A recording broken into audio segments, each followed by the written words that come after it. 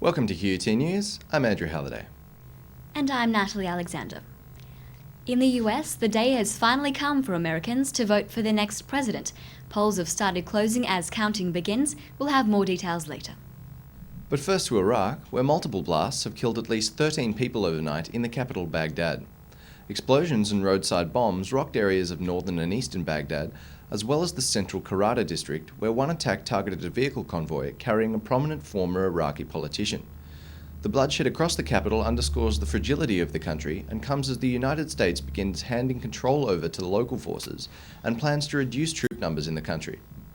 The government has released its long-awaited mid-year economic and fiscal outlook, with updated forecasts for growth, unemployment and budget surplus.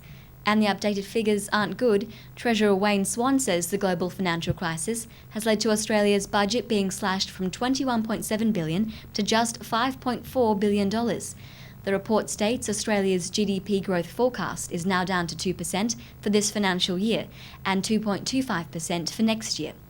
Unemployment is also expected to hit 5.75% by June 2010. Mr. Swan says growth will be slower but still solid, and he insists Australia is still in a good position compared to many other countries.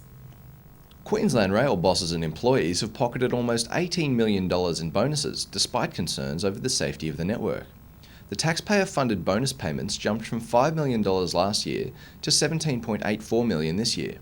They're spread between executives as well as employees who are eligible for performance payments.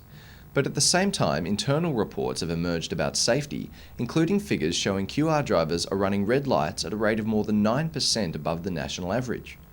Queensland Rail also failed to meet its own target of 93% for city trains running to within 4 minutes of schedule. And now to our special report on the US elections. And vote counting is continuing across the country in what's being predicted as a record voter turnout for the most expensive American presidential campaign in history. It's thought more than 100 million people cast votes today, while 30 million lodged advance ballots. In a blow to his Republican rival, Democrat Barack Obama has clinched the battleground states of Ohio, Pennsylvania and New Mexico. No candidate has won the presidency without Ohio since 1960. But John McCain is remaining optimistic, saying he's feeling confident about the election battle. He's won the states of Kentucky, Tennessee and Georgia. Each candidate needs 270 Electoral College votes to win. And now to sport.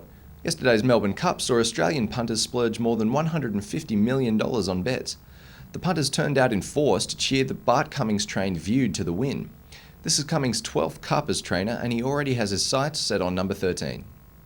And in cricket, the International Cricket Council has upheld a one-match ban against India's Gautam Gambhir for elbowing Australians Shane Watson in the third test in New Delhi. The ban means Gambhir will not be allowed to play in the fourth test in Nagpur starting tomorrow. This has been QT News. Thanks for watching.